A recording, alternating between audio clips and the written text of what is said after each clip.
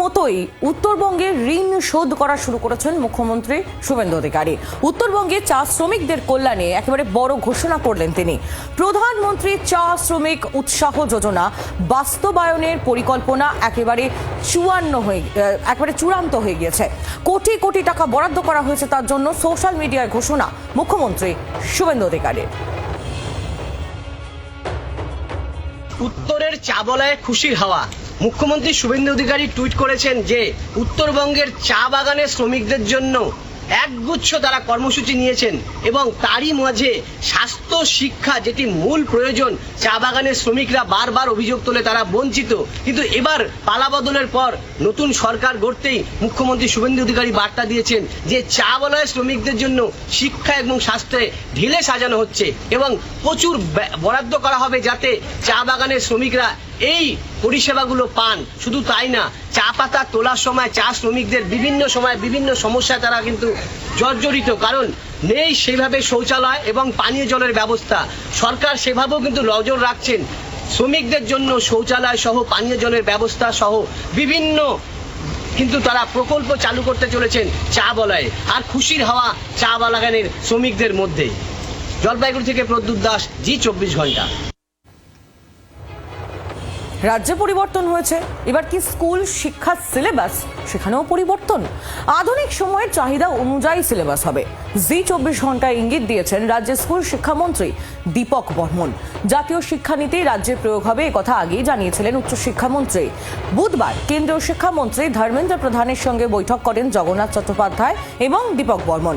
CBSE ও রাজ্যের school শিক্ষা সিলেবাসের মধ্যে সামঞ্জস্য নিয়ে আলোচনা হয়েছে এই বৈঠকে, এমনটাই সূত্রের খবর। কেন্দ্র ও রাজ্যের সচিব পর্যায়ের আধিকারিকরাও ছিলেন এই বৈঠকে।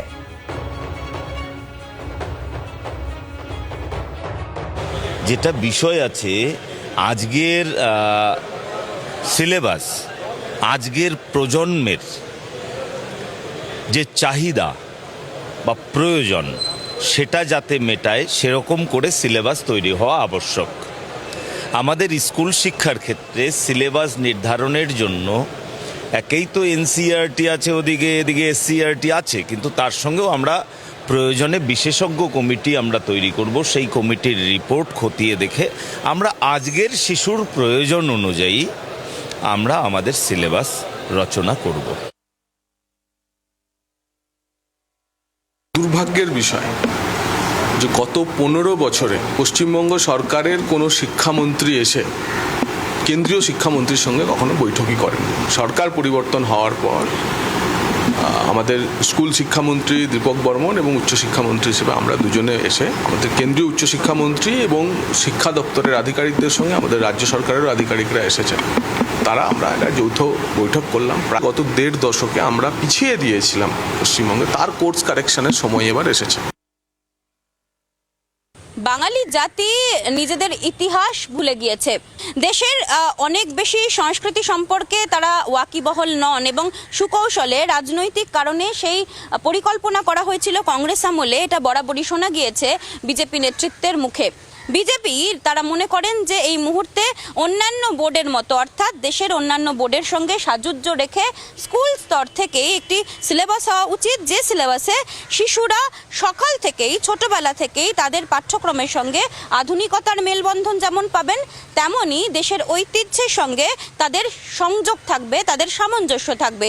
তেমন একটি যুগোপযোগী সিলেবাস তৈরি করার কথা, পরিকল্পনার কথা জানালেন স্কুল শিক্ষামন্ত্রী দীপক বর্মন।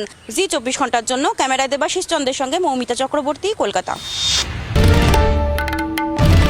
বাংলার আওয়াজ, বাঙালির আবেগ, জি24 ঘন্টা।